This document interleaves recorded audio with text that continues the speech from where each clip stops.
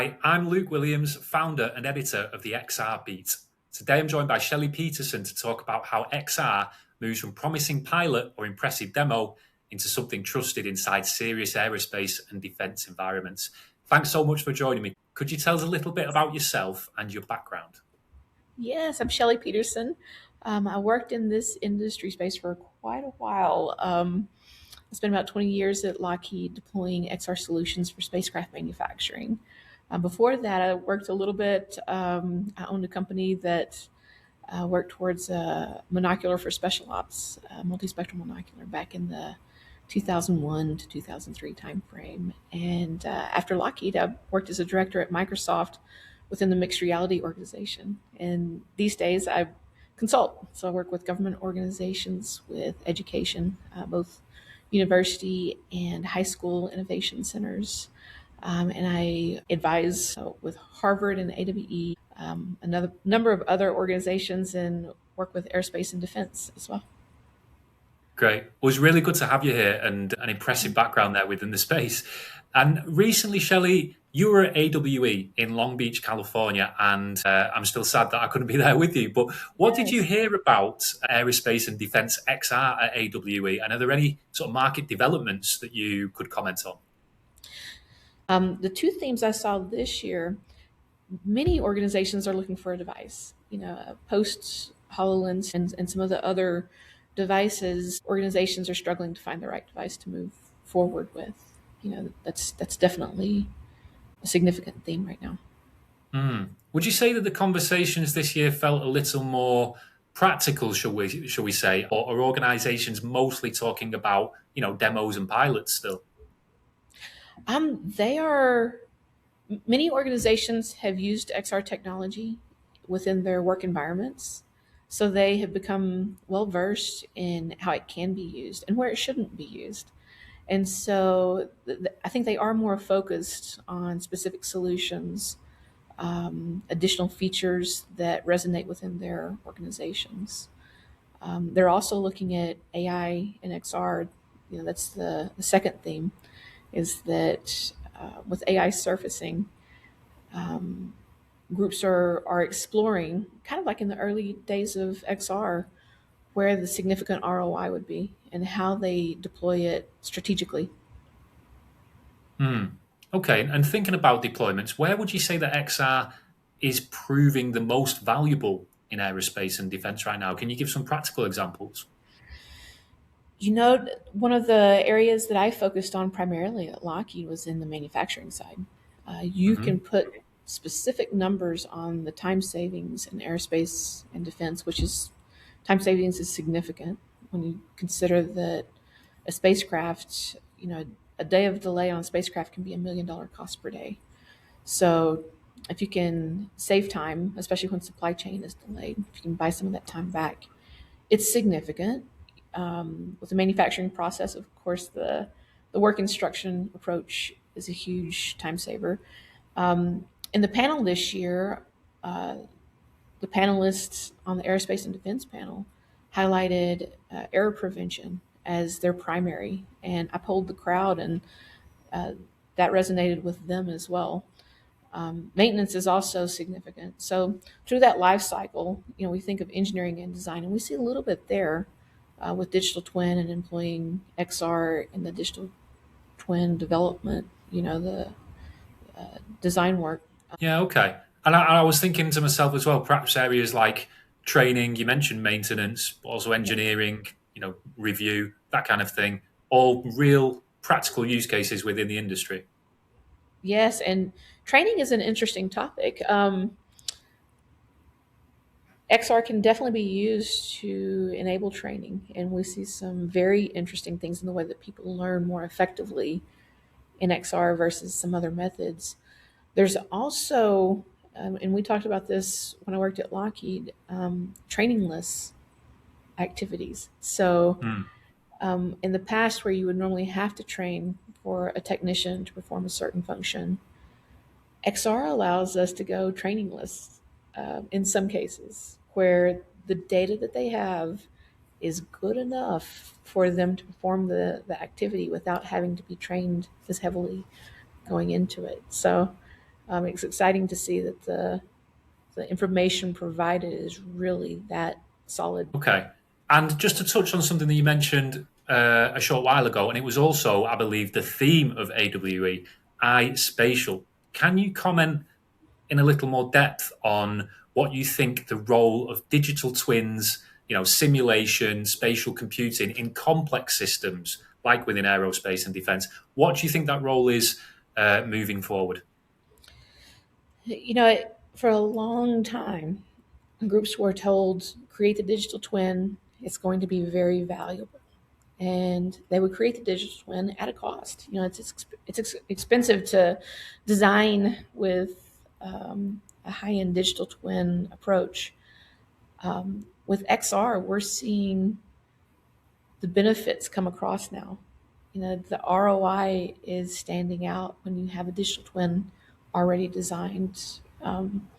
So, there's different levels of digital twins. There's the low resolution digital twin or a very high resolution digital twin with metadata.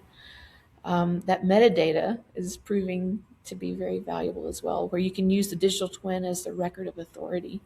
So Mm, that's exciting right now to see how that spatial data is playing through with XR and AI in completely new and different ways. And then we see groups using things like Gaussian splats to mm. do the as built as designed comparisons and analysis, and pulling in AI for additional analytics. And it's going to be interesting to see how that plays out in the future with root cause analysis and some other Mm.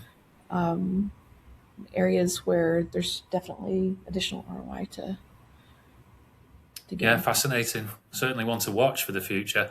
What would you, obviously, it's a high stakes industry, aerospace and defense. That goes without saying. So, what would you say makes it different from general enterprise XR in terms of what vendors need to consider? There's several areas that we like to see the vendors and tech partners take into consideration. A big one is security. So, Mm, whether it's a classified program or not, in enterprise, in aerospace, and in other industries, IP is important. And so we need solutions that take security and IT infrastructure, enterprise grade infrastructure into consideration. Some of the solutions surfacing today are more focused on consumer, and that's great, but sometimes those consumer solutions don't fit into the aerospace world because of that need for the enterprise grade capabilities. I've heard Um, that before. yes, it's also helpful when vendors or tech partners understand their competition, and when enterprise runs a trade study, how they're going to stand out among their peers in that study. Many times, if they understand what the company needs and uh, that landscape of competitors, they can give themselves a boost in terms of competition, getting into the Mm, enterprise organizations. mm. And as a consultant yourself, Shelley, you must experience the potential pushback or at least concerns from the human side of an XR pilot or a potential implementation. What are those pushbacks and concerns, and how do you sort of help vendors implement and to scale their particular solutions? So I was very fortunate in my time working in the aerospace, deploying the technology because our technicians were very eager to pull the technology in. We didn't have much resistance, which I think is rare based on what I hear from many organizations. But one of the things that we did was we brought the technicians into the conversations in the very early stages. So we had them involved in where the technology should be used and where it should not be used and what they needed versus, there's the nice to have, there's the we can do these really amazing, cool, awesome things with this type of technology, but is that really what they need?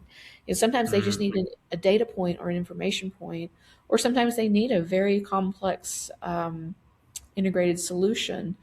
But when we follow what their guidance provides, it really helps to bring forward a solution that they benefit from. And for the leadership, I always like to look at solutions that the technicians were happy with, or the end users, the middle management and the executive leadership. The executive leadership would look on at how it's saving or how it's providing a solid ROI. What are the KPIs? So we had to be able Mm, to speak that language with the executives, and the middle management needed to know that it could work. But if they're going to support bringing this technology in, they're the ones assuming the most risk. So is the enterprise grade structure supported? The IT and security. Have we thought about all of those things that are really needed to deploy and scale? mm. That's where we also leaned on the tech partners to help out with that plan, that roadmap.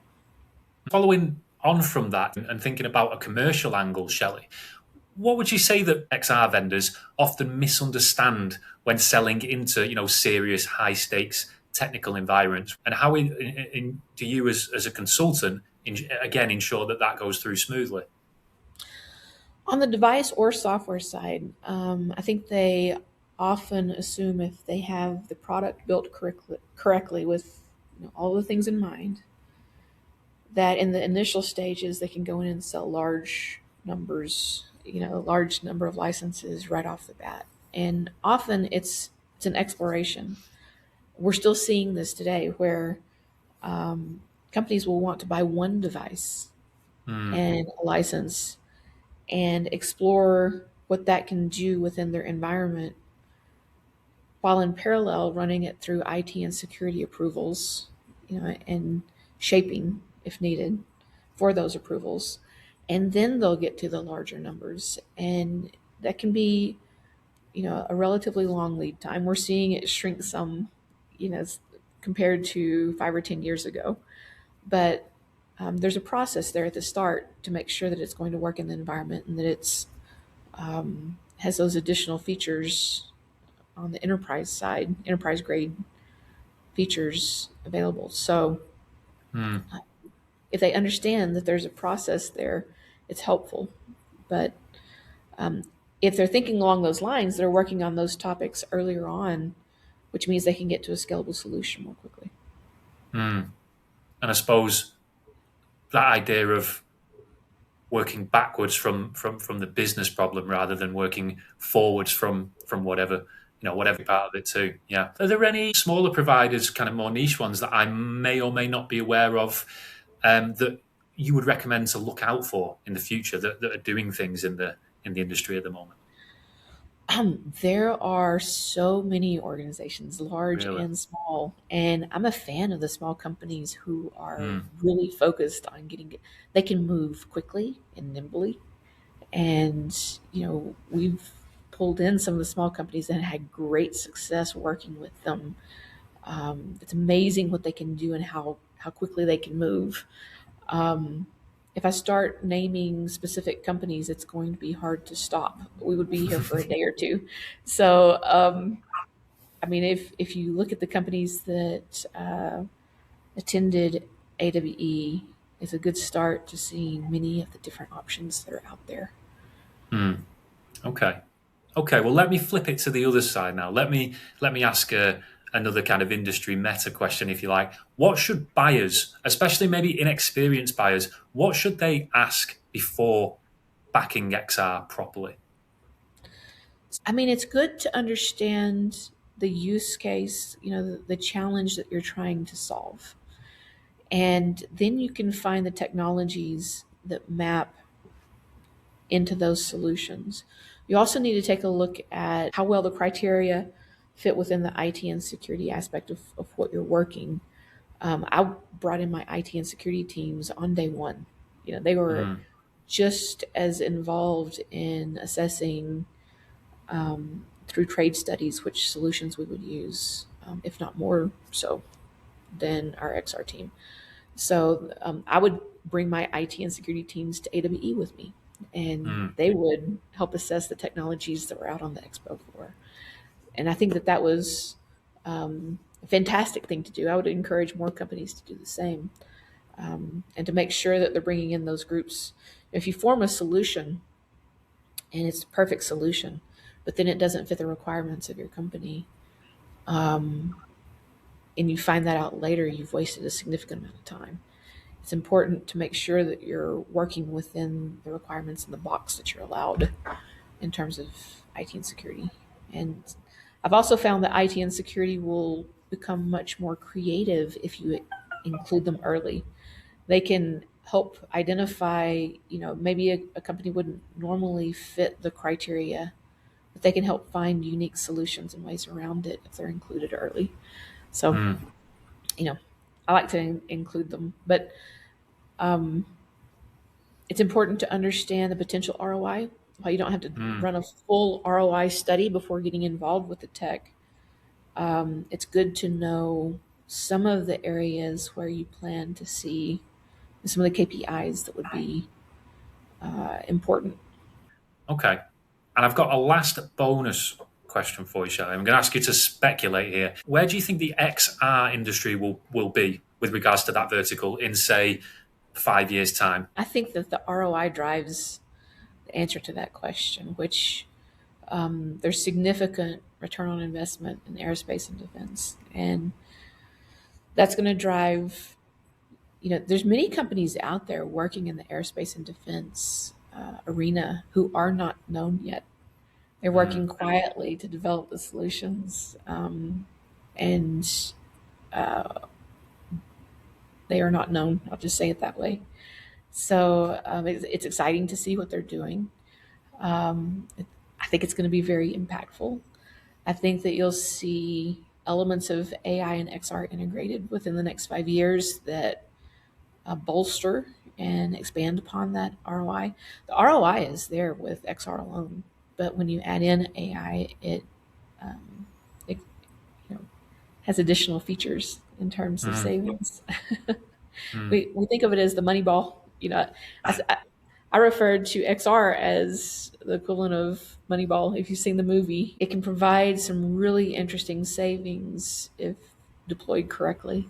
And I think that there were many cases where aerospace and defense companies were deploying very futuristic versions of the technology that did not equate to the same KPI, ROI results that we would have hoped. But I think now they're starting to see that they need to focus on where the savings resides and go that route first, and then we can add on the futuristic and fun things along the way. Yeah. So in the future, it could be less futuristic solutions that actually provide the ROI and scale, or run the futuristic in parallel. But make sure that the low hanging fruit, the opportunities that are there immediately are we're taking advantage of, and then we do some really interesting things in parallel. Okay, absolutely one to watch, and I can't wait to see what the future holds for this fantastic industry and your vertical of defence and aerospace. Really interesting stuff. That's all I wanted to ask you today, Shelley. Really want to thank you again for your time. It's genuinely been a fascinating question and answer session with you. So thanks once again. Take care, and we'll see you soon. Thank you, Luke.